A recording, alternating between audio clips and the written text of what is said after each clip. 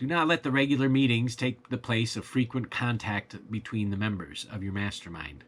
Telephone calls, notes, and even conversations in a hallway will keep the alliance primed for action when it meets in full, so that sudden developments can be addressed quickly. Now, maintaining your alliance. The harmony of your alliance is built upon the mutual agreement of your definite purpose.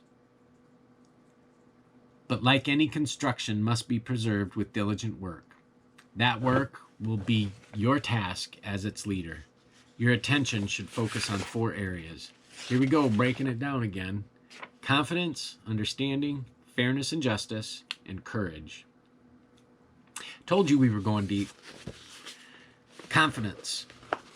Confidence is reliance or trust based on proved fidelity. Somebody's already proven to you that they can take care of the job and you trust them. So now you have confidence in them. And this is faithfulness to duty and loyalty to obligations. As the leader of the alliance, we must inspire confidence in our members by our dedication to our definite major purpose. We must also insist within the group on confidentiality. Often it is harmful for members to discuss the purpose of the alliance outside the group. Some people can give away a secret without a moment's thought. We don't need them in our Mastermind Alliance. Understanding. Understanding is also one of the 4 areas of maintaining our alliance. All members of the group must possess a complete knowledge and comprehension of the nature, significance, and implication of a situation or proposition that the group faces. We may employ specialists to heighten our understanding of various fields, but every person involved must be able to deal with the core issues of every decision. And before a decision is made, each member of our group must be convinced that it is a good decision, one he or she can support wholeheartedly. And I think there's a lot to be said for this particular portion of it, because I've got a Mastermind Alliance with a buddy of mine, and he was going to do some work, and I just out of nowhere decided I wanted to look into getting it professionally done.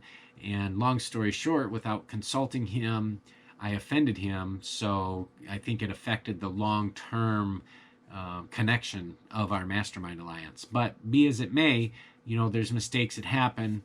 We choose our Masterminds alliances carefully, and I think that our friendship and our fidelity towards each other can overcome that. Now, courage. Our alliance must meet danger and difficulties with firmness, resolution, and valor. The courage to do so comes from self-confidence and a well-developed success consciousness.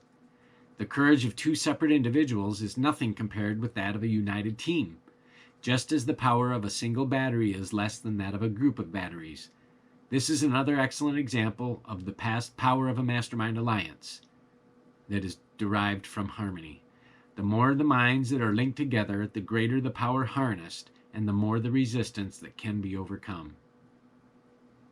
Now, form a Mastermind Alliance with yourself. That's a pretty interesting statement there. What does that mean, to form a Mastermind Alliance with ourselves? Well, it means exactly what it's saying. We need to be having confidence with ourselves. We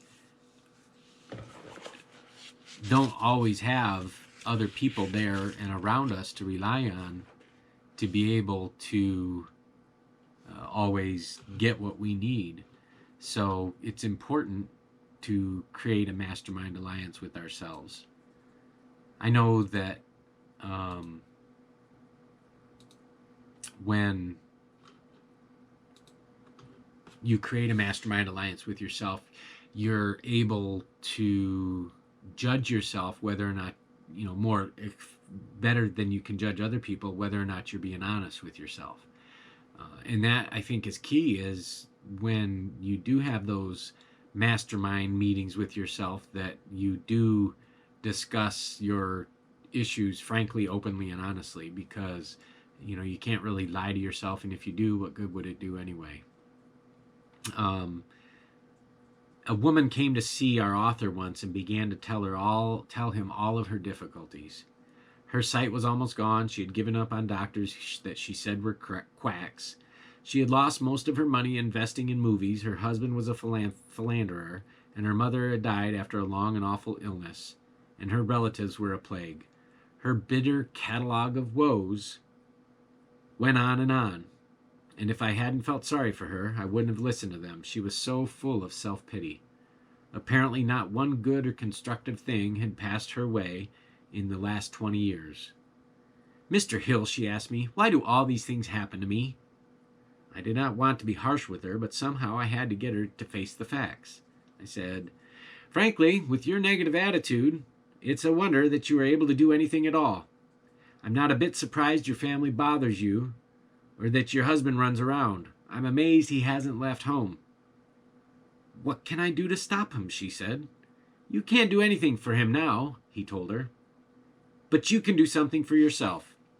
You've been thinking about your losses to the exclusion of everything else. The more you concentrate on them, the more you attract other losses. So stop thinking about them. Make up your mind that you are going to benefit by your experience, and then adopt a definite plan for regaining your sight. Dwell upon the idea that your eyes will get better. Decide that you will seek medical help and believe that it will work. If you can change your attitude toward yourself, your husband will see something to excite his interest in you again. Your relatives will stop seeing you as a doormat. I can't tell you any more than that now. When you manage to put yourself into a more positive frame of mind, come see me again. Before I do anything for you, you must do something for yourself." And boy, was that a tongue lashing. I can't imagine that being easy for our author to have said to somebody, but really our author